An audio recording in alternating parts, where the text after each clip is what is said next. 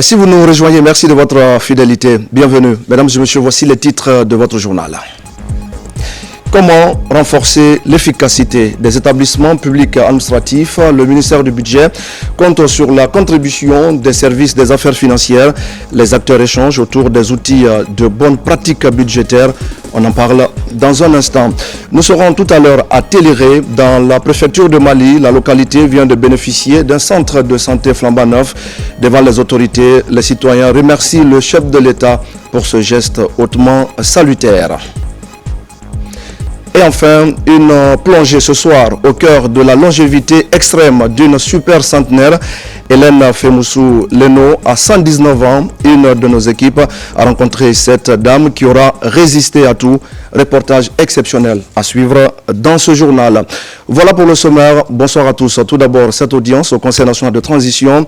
Le président du CNT reçoit le nouvel ambassadeur du Mali en Guinée.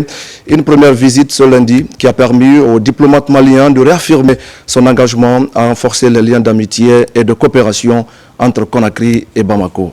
Robert Siditolno. Pour sa première visite au Conseil national de la transition, le diplomate malien vient témoigner de sa reconnaissance au président de l'institution parlementaire, Dr Dansa Kourouma. L'entretien a également permis d'avoir un échange fructueux sur le renforcement des liens d'amitié et de coopération entre Conakry et Bamako. Le président du CNT vient de démontrer encore une fois l'excellence des relations entre la République de Guinée et la République du Mali, d'abord par la qualité de l'accueil et par les propos très aimables qu'il a prononcés à l'égard d'abord du président de la transition du Mali, le général d'armée Assimi Goïta, du président du CNT du Mali, le général de corps d'armée Malik Diaw, et également à l'égard de toute la population malienne. Avec le docteur Kourouma, nous avons examiné notamment toutes les démarches à entreprendre pour faire en sorte que nous puissions davantage développer les voies de communication entre nos deux pays. Et ceci lui a paru très important pour renforcer les liens, notamment culturels, entre les deux pays. En réponse à cette démarche du diplomate malien, Dr Dansa Kourouma a exprimé toute la satisfaction du peuple de Guinée. Il a par ailleurs rassuré son hôte de tout mettre en œuvre pour davantage consolider les relations bilatérales entre les deux pays. Et pendant ce temps, le ministère du Plan continue de mobiliser des partenaires autour des projets de développement en Guinée. C'est le cas par exemple du Fonds de solidarité islamique, une filiale du groupe de la Banque islamique de développement. L'institution a reçu ce dimanche une mission du département guinéen de la coopération. Les deux parties ont discuté des questions liées à la réalisation de plusieurs projets en faveur des communautés de notre pays. Daouda Tabansila est notre envoyé spécial en Arabie Saoudite.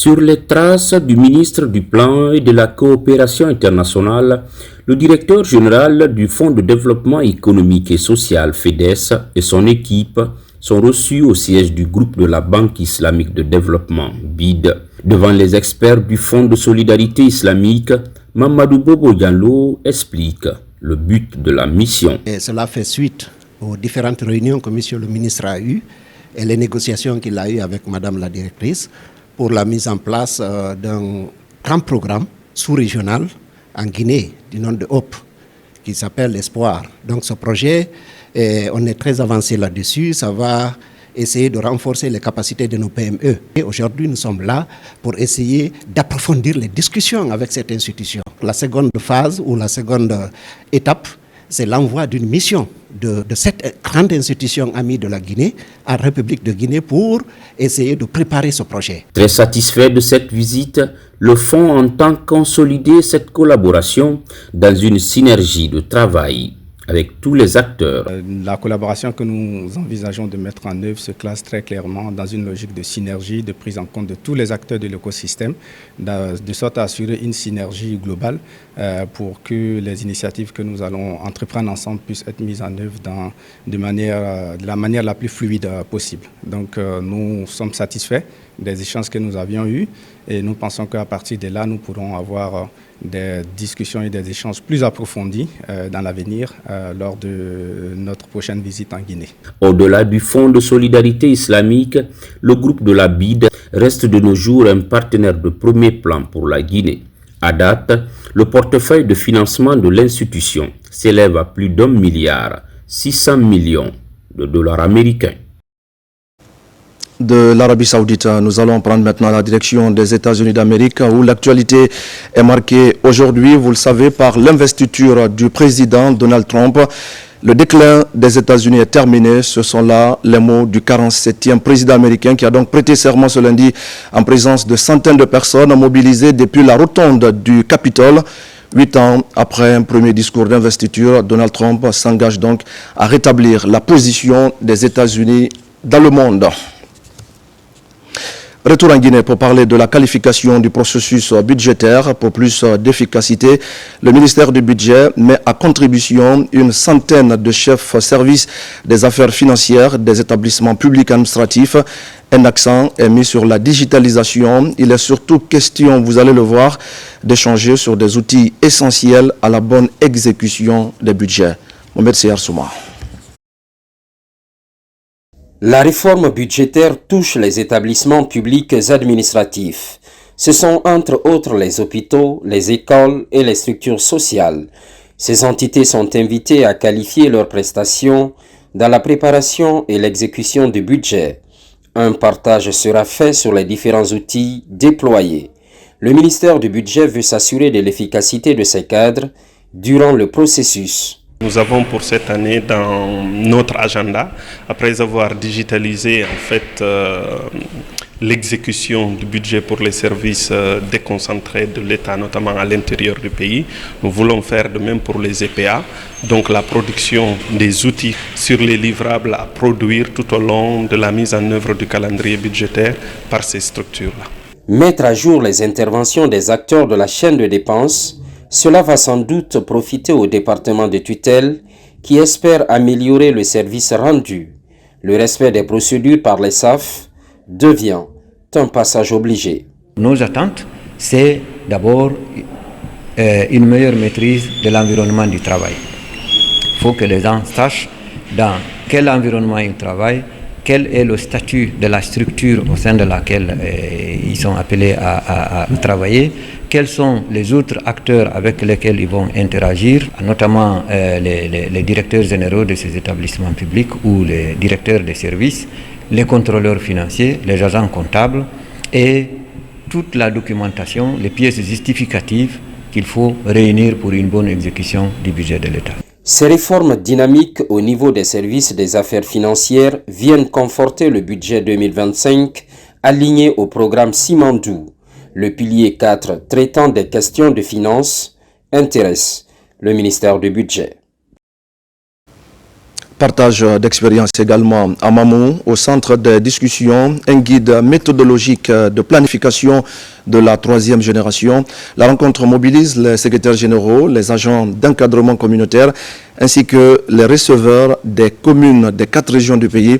L'objectif est d'amener ces acteurs à comprendre le contenu du document en vue d'impulser le développement des collectivités à la base. Mamadou Patebaldé.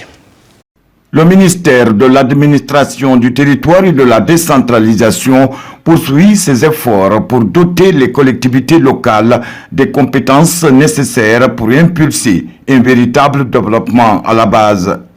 À Mamou, grâce à l'ANAPIC, des acteurs locaux du pays se réunissent pour s'approprier du guide méthodologique de planification 3e génération. Nous sommes donc dans un contexte de formation de ces acteurs-là, aussi bien les acteurs locaux, les utilisateurs finaux que les intermédiaires techniques, pour leur appropriation justement du guide de planification harmonisée 3e génération. C'est ce guide qui permet de prendre en compte les différents aspects qui doivent être contenus dans leur PDL. cet outil, c'est un outil qui vraiment va orienter les planificateurs pour faire un PDL qui reflète les réalités des différentes collectivités locales. L'ambition du gouvernement de la transition est d'amener ces acteurs locaux à une maîtrise parfaite de cet outil de planification et de budgétisation participative en tenant compte de l'ensemble des innovations intégrées dans ce document. Cet outil a été élaboré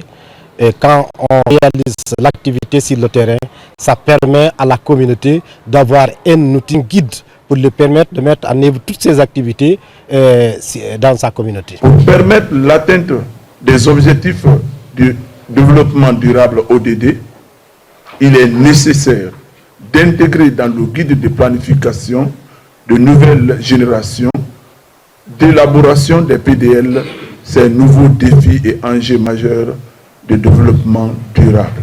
Ainsi, si les précédents plans de développement local n'ont pas permis aux communes d'atteindre les résultats escomptés en matière de planification participative, ce guide méthodologique troisième génération vient donc combler ce déficit. Au même moment, le ministère de l'enseignement préuniversitaire, avec l'appui de ses partenaires, travaille à produire ses propres ressources éducatives inclusives.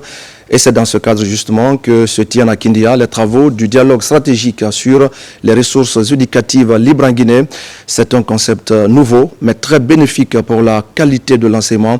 Pendant 4 jours, des experts vont donc tenter de faire des plaidoyers et de proposer des solutions concrètes adaptées à notre pays. Abdul Aziz Baldé. La Guinée suit son élan pour la transformation de son système éducatif. La valorisation des ressources éducatives reste un volet indispensable à cet effet. À Kindia, une retraite sur le dialogue stratégique des ressources éducatives libres et plaidoyer pour le développement en Guinée est ouverte ce lundi. Le MEPI apporte ce projet innovant exécuté sur le terrain par le Service national de la documentation et des bibliothèques scolaires. Il est clair pour nous qu'assurer une éducation de qualité passe nécessairement par l'accès à des ressources éducatives variées et de qualité. Désormais, le projet ressources éducatives figure dans nos priorités grâce au soutien et l'engagement de Monsieur le ministre. Ces acteurs de l'éducation, avec des experts venus de plusieurs pays francophones, travaillent aux côtés de la Guinée pour développer les 3 composantes du projet pour améliorer la qualité d'apprentissage. Lire pour apprendre, produire pour apprendre et agir pour l'avenir. Je voudrais vous assurer que le ministère de l'enseignement préuniversitaire est en solidarité avec vous. C'est pourquoi, monsieur le directeur, je compte sur vous pour que ces journées de retraite que vous prenez soient efficaces. Vous avez l'opportunité d'avoir des experts avec vous pour travailler dans un domaine. Ne vous cantonnez pas à un expert en éducation et l'expert transversal. Au sortir de cette activité, plusieurs solutions sont attendues et des documents stratégiques validés. Le tout avec un financement de l'AFD mis en œuvre par l'UNESCO et l'Institut français. Avec ces ressources, c'est la seule manière de pouvoir permettre de démocratiser l'éducation. Parce que là, à travers ces ressources, on pourrait, avec surtout le numérique, on peut atteindre tous les élèves, qu'ils soient en ville, en zone rurale, partout. En Guinée, ils pourront être atteints à travers des ressources de qualité. Du 20 au 24 janvier 2025, plusieurs modules seront sur table pour des débats ouverts. L'une des attentes de cette retraite dans l'Institut des Agrimes est de permettre à la Guinée de produire et consommer ses propres ressources éducatives.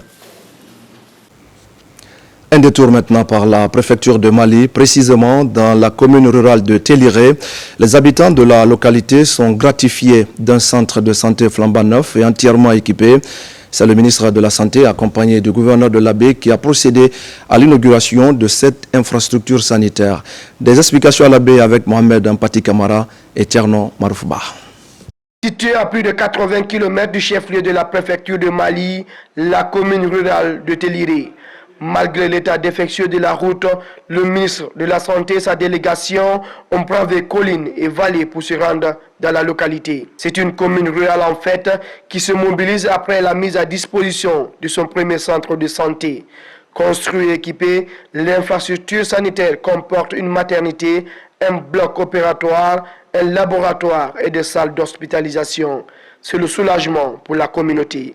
Avant la construction, vraiment la population, on n'avait pas accès aux soins ni rien. En tout cas, il y avait, on ne peut même pas qualifier les manques des choses que nous vivons à Téliré. Surtout concernant la santé, quoi. Ça nous manquait beaucoup. On a un bijou que le gouvernement du général Mamadi Doumbouya nous a offert. Vraiment, nous sommes très très contents. Et bon, on va essayer quand même d'offrir des soins de qualité pour la population, parce que c'est un centre de santé qui répond aux normes, des critères, je peux dire des critères sanitaires. La construction de ce centre de santé s'inscrit dans la politique du ministère de la Santé qui consiste à décentraliser les soins dans leur pays. La construction donc et l'équipement de ce nouveau centre de santé que nous inaugurons aujourd'hui témoigne de l'engagement des autorités à bâtir un système de santé durable, équitable et innovant. Aujourd'hui, dans ce centre-là, les populations pourront bénéficier de soins. Les enfants pourront être vaccinés. Des femmes pourront accoucher dans de bonnes conditions. Avec l'ouverture de cette infrastructure, les 22 000 habitants de la commune rurale de Téliré pourront désormais se soigner sur place. Et puis pour la deuxième année consécutive, l'exécution du contrat de performance se matérialise dans le district sanitaire de Zérékoré. Ce sont donc 8 meilleurs chefs de centres de santé qui sont honorés par le travail remarquable qu'ils ont abattu au cours de l'exercice passé. Plusieurs partenaires et les autorités locales ont pris part à l'événement initié par la direction préfectorale de la santé de Zérékoré, lancé Kamisoko. Pour assurer la couverture sanitaire universelle, le département de la santé est dans la dynamique de la promotion du mérite dans l'encadrement des structures de santé. En Zérékoré, le district sanitaire s'aligne dans cette logique depuis maintenant 2 ans. Les 8 meilleurs chefs de centres de santé sont célébrés et attestés au cours d'une cérémonie organisée à cet effet. Les satisfaits, c'est pour non seulement remercier, encourager ceux qui ont travaillé, qui ont montré les talents, qui ont fait de l'effort pour que la vaccination se passe correctement, pour que les consultations prénatales se fassent correctement, pour que les accouchements se réalisent correctement, mais aussi pour encourager ceux-là qui n'ont pas bénéficié de satisfaits à mieux faire. Dans cet espace de reconnaissance des plus méritants, parmi les administrateurs des structures sanitaires de proximité, les exploits de la nouvelle gouvernance sont présentés, ce qui amène les partenaires et autorités à se féliciter des progrès réalisés. À vous, agents de santé, vous êtes les véritables héros de notre communauté. Vous ne vous contentez pas de fournir des soins médicaux, vous transformez des vies, vous offrez de l'espoir et de la dignité. Vous êtes les bâtisseurs de notre avenir et votre engagement fait une différence réelle et durable. Aujourd'hui, nous avons des acquis concrets. La fermeture des cliniques au point de vente non agréés, l'approvisionnement des structures des kits d'accouchement est disponible régulièrement, la construction des infrastructures sanitaires et le recrutement de nouveaux agents. Deuxième du genre dans le district sanitaire de Zérékoré, ce acte symbolique est un coup de pouce pour les bénéficiaires dans l'accomplissement de leur mission. Si vraiment l'effort est là et le courage est là jusqu'à ce que j'ai un satisfait, je ne fais que remercier vraiment tout le monde depuis ma hiérarchie jusqu'à vraiment tous ceux qui m'ont aidé pour l'atteinte de ces objectifs-là. À travers cette récompense, la direction préfectorale de la santé de Zérékoré veut incarner la résilience des établissements hospitaliers face aux défis de santé publique en Guinée. Dans l'actualité encore, plusieurs officiers récemment nommés à des postes de responsabilité ont pris fonction en cette fin de semaine et c'est l'inspection générale des forces armées guinéennes qui a officié ces cérémonies de passation de services et d'installation. Les officiers promettent d'assumer pleinement leur mission au service de la nation. Adjudant-chef Oumar Kamara, correspondant de la presse militaire. Les séries de passation de services et d'installation des officiers récemment promus dans la chaîne de commandement se poursuivent au sein de la Grande Muette. Au ministère de la Défense nationale, le colonel Sena Kamara, ancien commandant du bataillon d'infanterie de Koundara, prend fonction à l'inspection générale des forces armées guinéennes. Une cérémonie rehaussée par la présence des cadres du département, des collaborateurs et membres de la famille du promu. Officiers, sous-officiers, militaires de rang. Au nom du président de la République, chef suprême des armées, et en vertu des pouvoirs qui nous sont conférés, vous reconnaîtrez désormais comme inspecteur général adjoint des forces armées guinéennes, le colonel Sena Kamara, ici présent. Vous lui obéirez à tout ce qu'il vous commandera pour le bien du service, l'exécution des règlements militaires et l'observation des lois dans l'intérêt supérieur de la nation. À l'état-major général des armées, le commandant de la police militaire et son adjoint sont aussi officiellement installés. À la direction de l'organisation des ressources humaines de l'état-major de l'armée de l'air, c'est le capitaine Bangali Kamara qui est aussi installé au poste directeur adjoint du service. Ces officiers sont à leur tour investis dans leurs nouvelles fonctions. Au nom du ministre de la Défense nationale et en vertu des pouvoirs qui me sont conférés, vous reconnaîtrez désormais comme commandant de la police militaire près de l'état-major général des armées et son adjoint, lieutenant-colonel Désiré Sidibé, lieutenant-colonel Mamadou Diallo, ici présent. Vous leur obéirez en tout ce qu'ils vous commanderont pour le bien des services et l'intérêt supérieur de la nation. Honorés de cette marque de confiance, ces promus mesurent le poids et la portée de leur mission. Ils s'engagent avec loyauté, abnégation et courage à mettre leurs connaissances au service de leur nation. Je sens la pesanteur de la responsabilité qui est la mienne et les missions qui nous attendent sous les ordres de mon chef, le général de division Mohamed Ahmed Ouri Diallo, sous les directives de Monsieur le ministre de la Défense nationale, l'ambassadeur Abakar Sidiki Kamara. Ensemble, mes collaborateurs et moi, nous promettons de relever les défis. Je remplirai avec loyauté, promptitude, abnégation toutes les tâches qui s'attachent au service. Je m'engage à me mettre au service du commandement, de ne ménager aucun effort dans l'exécution des tâches qui me seront confiées, d'œuvrer de concert avec mon désormais chef, commandant de la division OGRH, pour le rayonnement des ressources humaines par ricochet de toute l'armée de l'air. Pétri d'expérience, le colonel Sena Kamara, la soixantaine révolue, est un fruit de l'université guinéenne. Issu de la classe 90, il est détenteur de plusieurs diplômes militaires qui lui ont permis d'assumer de hautes responsabilités au sein de l'armée. Sa nomination à ce poste stratégique devrait apporter une nouvelle dynamique à cette structure des forces armées guinéennes. Dans l'actualité encore, le ministre de la Jeunesse et des Sports reste engagé à occuper sainement la jeunesse et à favoriser son insertion économique. Le ministre a lancé samedi dans la commune de Lambagny les travaux d'assainissement et de curage des caniveaux. 300 jeunes sont recrutés et rémunérés par l'agence guinéenne d'exécution des travaux d'intérêt public. Moussa Komara. Tous les points critiques doivent être assainis d'ici la saison des pluies.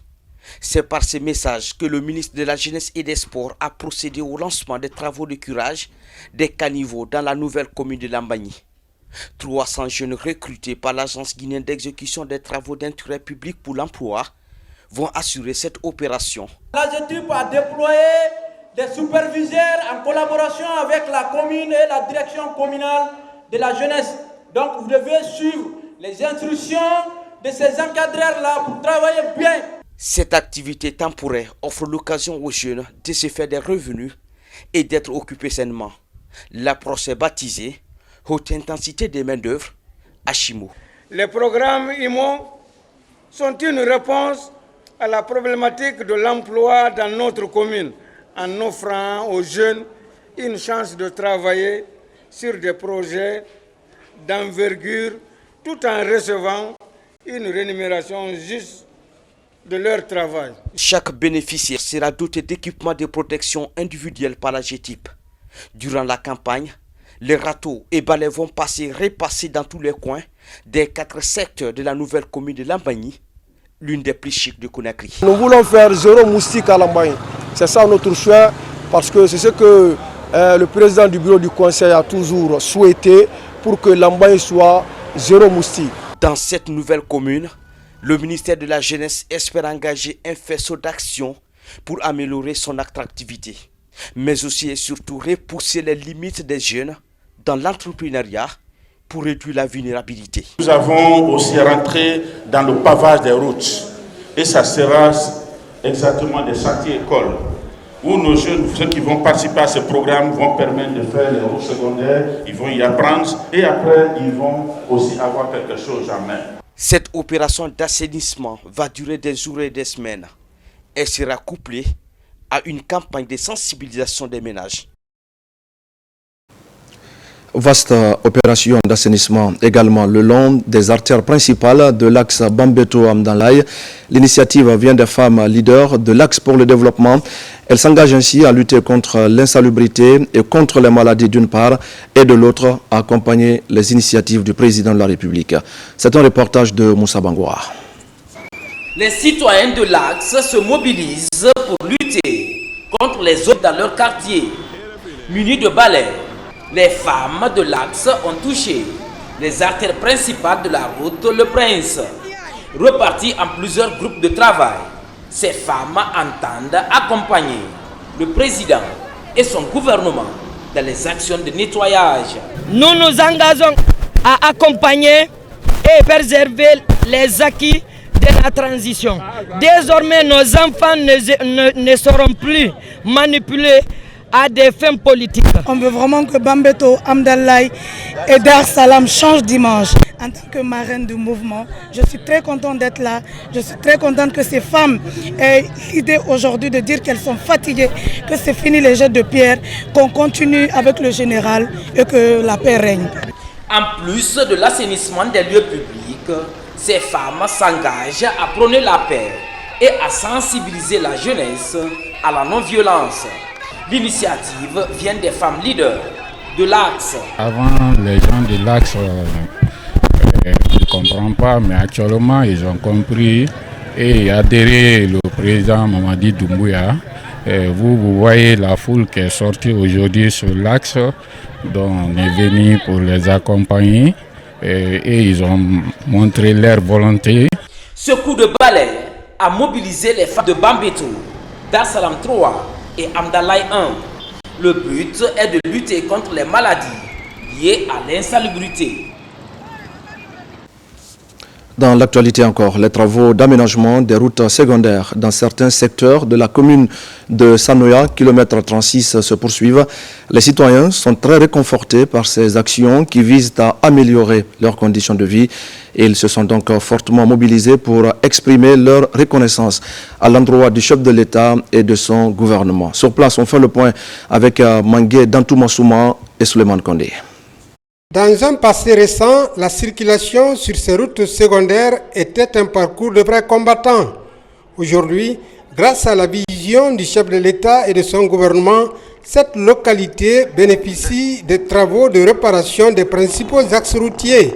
Ces réalisations témoignent votre engagement à améliorer les conditions de vie de vos concitoyens. Et nous vous en remercions sincèrement. Ces routes sont vitales pour le développement de notre quartier, car elles facilitent non seulement les déplacements, et également le commerce et accès aux services essentiels. Nous vous sommes reconnaissants d'avoir inclus notre communauté dans vos priorités. Nous sommes très contents de ces routes qui sont en cours de réalisation dans notre localité. Nous apprécions beaucoup l'initiative de développement entreprise par le général Mamadi Doumbouya et son gouvernement.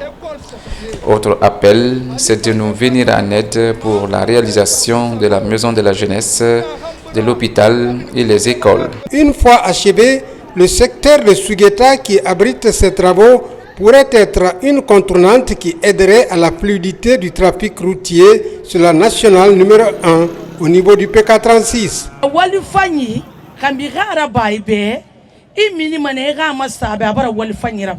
Quand quelqu'un te fait un bon travail, il faut être reconnaissante. C'est pourquoi nous sommes sortis aujourd'hui pour remercier le général Mamadi Doumbouya. Nous prions le bon Dieu de donner la santé et la force nécessaires au général Mamadi Doumbouya et à son gouvernement la force de conduire la Guinée et les Guinéens. Manifestement, l'un des axes prioritaires de la refondation prônée par le chef de l'État et son gouvernement est sans doute le volet social. Dans l'actualité encore, l'État guinéen et ses partenaires continuent de s'investir dans la protection et l'accompagnement des enfants déshérités. À Sonfonia, le centre Tiabala École Fula Flûte recrute des enfants dans la rue pour leur apprendre à jouer des instruments de musique traditionnelle et moderne, une manière d'offrir une opportunité d'insertion socio-économique et éducative à ces enfants. Abakar Diaby. Situé dans la haute banlieue de Conakry, le centre Tiabala École Fula Flûte ne cesse d'œuvrer en faveur de la protection des enfants déshérités de la capitale. Ce centre d'accueil, implanté à Sonfonia, accompagne les enfants démunis pour leur insertion socio-éducative. Il offre une seconde chance à ces enfants en situation difficile à travers une bonne maîtrise des instruments de musique traditionnels et modernes. On veut que les enfants qui sont au centre, et après leur formation, trouvent l'emploi. Déjà, et parmi eux, il y a certains qui sont déjà sur le marché d'emploi.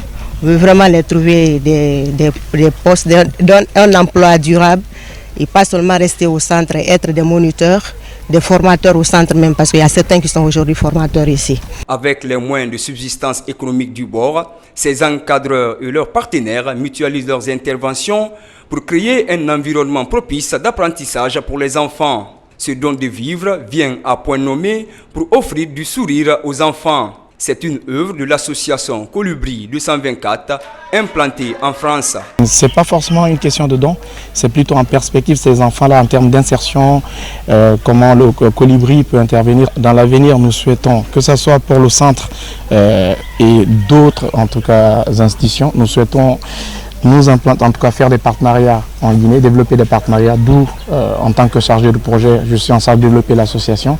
Franchement, ce don est venu au bon moment. Au bon moment et au bon lieu, parce que réellement nous sommes en difficulté, surtout en matière de denrées alimentaires, en matière de la reconfection des instruments. Nous sommes réellement en difficulté. Dans ce centre d'accueil créé en 2009, plusieurs connaissances sont enseignées pour accompagner le système éducatif guinéen. Chaque enfant est suivi avec intérêt par ses encadreurs spécialisés dans le domaine musical. À date, le centre Tiabala École Fula Flûte a formé plusieurs enfants qui se trouvaient dans la rue pour les sortir de la mendicité, conformément à la vision du ministère de la Promotion féminine, de l'enfance et des personnes vulnérables. Mesdames et messieurs, nous allons maintenant vous raconter la vie, le parcours atypique d'une femme d'exception, une femme qui aura résisté à tout, autant à la maladie, aux difficultés du quotidien. Tenez-vous bien, 119 ans, Hélène Fémoussou-Leno fait partie de ces rares personnes à avoir côtoyé plusieurs générations de Guinéens et surtout à avoir vécu des pans entiers de l'histoire de notre pays. Une de nos équipes l'a rencontrée à Simbayagar, en haute banlieue de Conakry. Marie-Angélique Bangoura nous fait découvrir les secrets de longévité extrême de cette autre doyenne de l'humanité. Dans le quartier Simbayagar, dans la capitale Conakry, réside l'une des super centenaires, Maman Hélène Fémoussou-Leno. Maman Hélène a aujourd'hui 119 ans. Elle est née en 1907. Dépasser 100 ans de longévité est un élément sacré de la vie et malgré son âge, ses facultés mentales et physiques sont au beau fixe. Elle se souvient encore de son passé lointain. L'un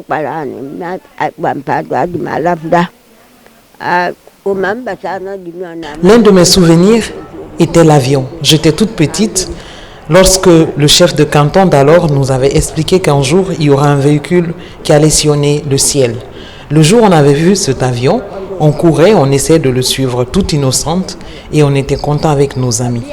Je me rappelle aussi qu'on ne portait ni chaussures ni habits. On tissait juste un morceau de tissu pour couvrir les parties intimes. Née dans le village de Kissi-Dialakoro, dans la sous-préfecture de Bangbandou, préfecture de Kissi-Dougou, la super centenaire Hélène épouse un ancien combattant avec qui elle eut 7 enfants, dont 3 filles. Elle aussi est issue d'une famille de 7 enfants, dont une fille.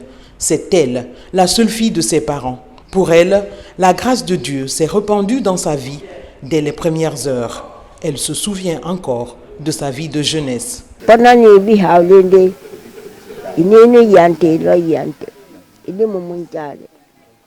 Je me rappelle des beaux moments passés avec mon cher époux. Mon mari était une bonne personne, il ne m'a jamais humilié, il ne m'a jamais battu.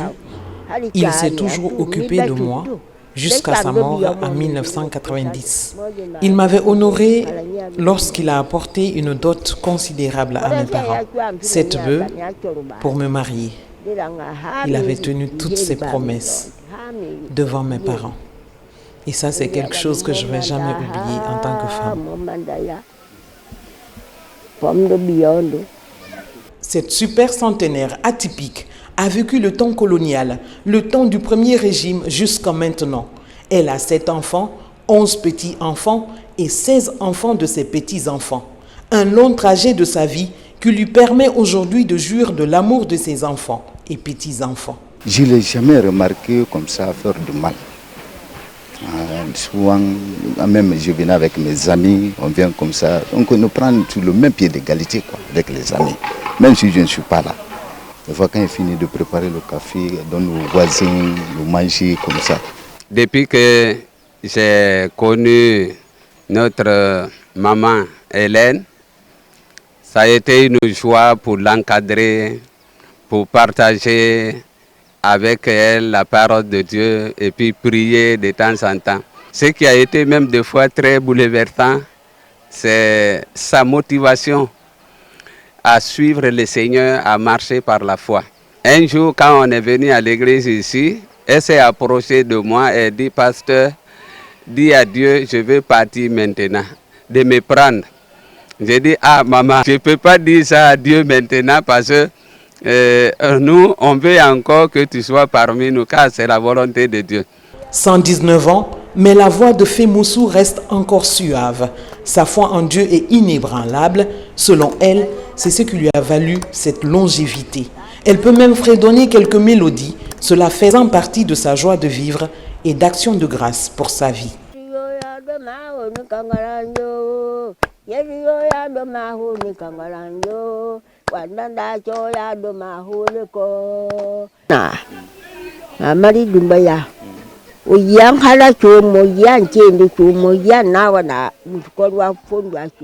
Son mari était un ancien combattant, mais aujourd'hui, il n'est plus avec son mari. Son mari est décédé, mais elle est là. Si elle est là, elle demande au président de la République de souvenir, de penser vraiment à nos mamans, à nos vœux et qui sont en Guinée ici. Et même qu'elle qui est là, elle a besoin de son aide, elle a besoin de lui. Et donc, et donne encore vraiment les bénédictions. Que Dieu protège Mamadi Doumbouya avec son gouvernement. Que Dieu bénisse Mamadi Doumbouya et tous ceux qu'ils sont en train d'entreprendre pour l'avancement du pays. Que la Guinée va en avance. Vraiment, que Dieu bénisse Mamadi Doumbouya. Qu'il donne la sagesse pour diriger la nation selon la volonté de Dieu.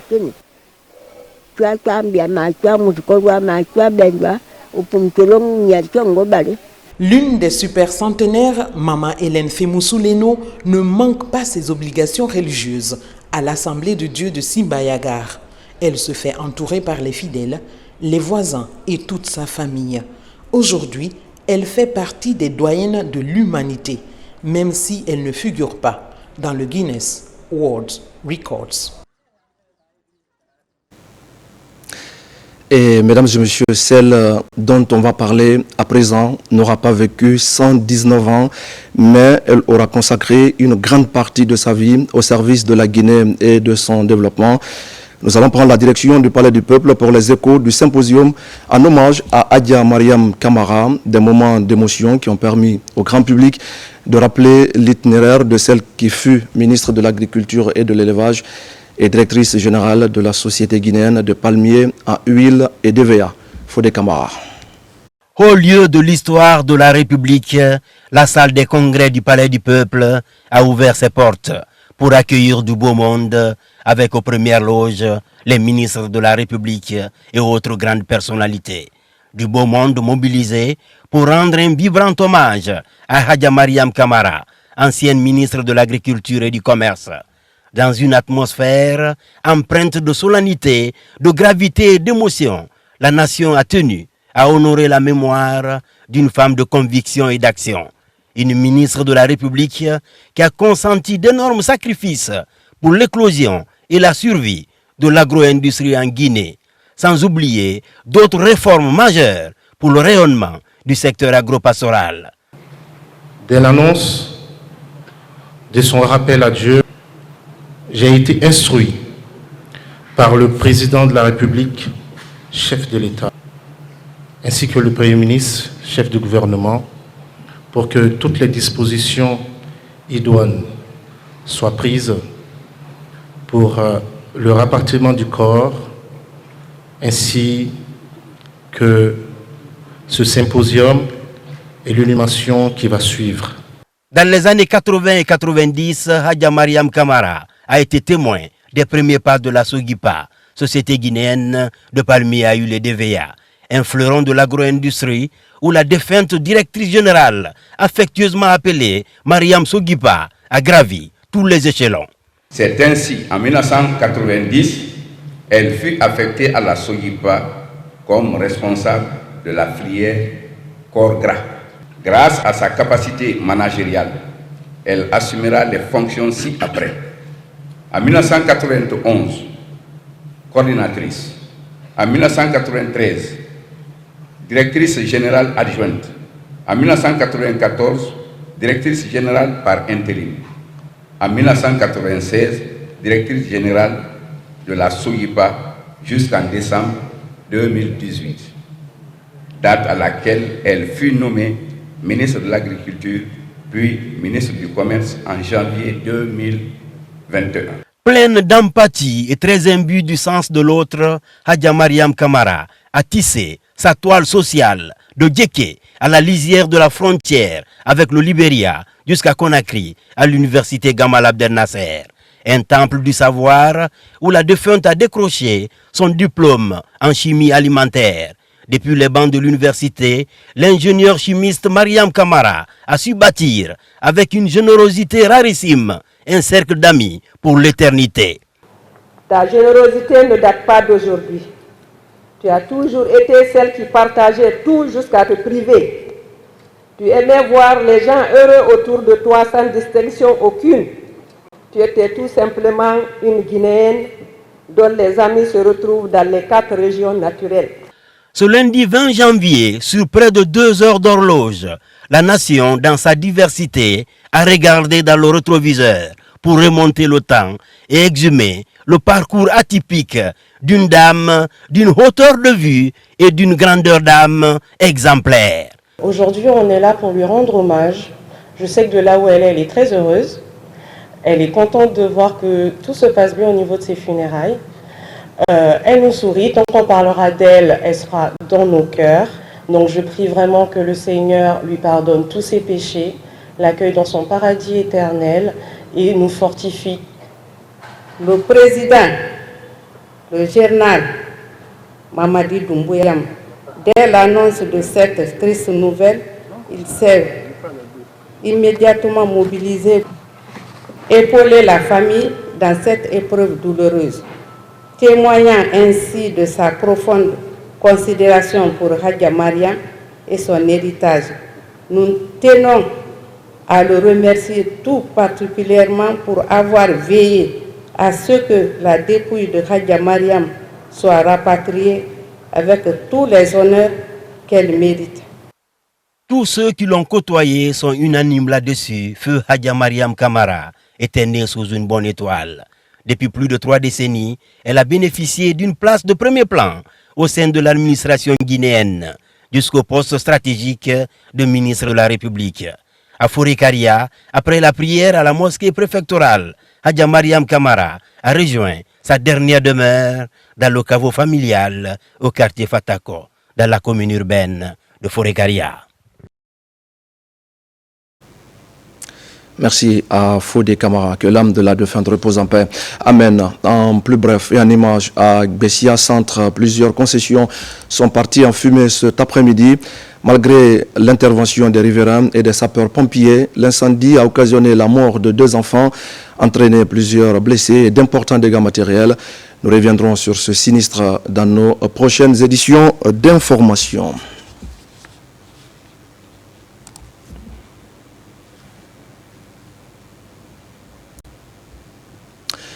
Et voilà, mesdames et messieurs, c'est la fin de ce journal. Merci à tous de l'avoir suivi.